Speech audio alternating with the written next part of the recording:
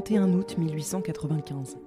Un champ en bordure du village, le soleil qui écrase tout et un garçon de 14 ans qui garde ses bêtes dans le silence. On entendrait presque le vent dans les herbes hautes, le pas lent de la journée qui avance. Une journée ordinaire, une de plus dans cette France rurale, où l'on vit dehors la plupart du temps, où l'on travaille seul, où l'on disparaît parfois sans que personne ne le voie. Et puis, sans prévenir, ce paysage paisible bascule.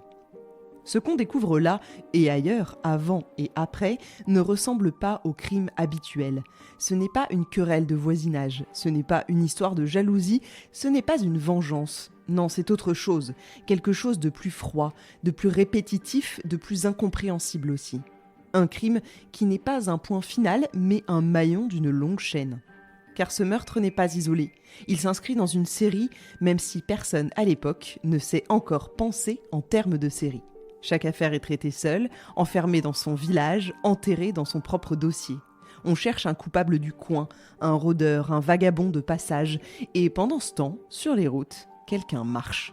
Un homme traverse les campagnes françaises. Un homme au visage marqué à jamais. Un rictus qui ne s'efface plus, une oreille détruite, un œil fixe.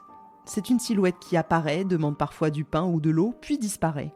Il marche encore, il marche vite, et derrière lui, les chants se taisent à jamais. Pour cette affaire, la justice doit regarder les choses autrement, relier ce que personne ne reliait alors, reprendre chaque crime, chaque détail, chaque trajectoire.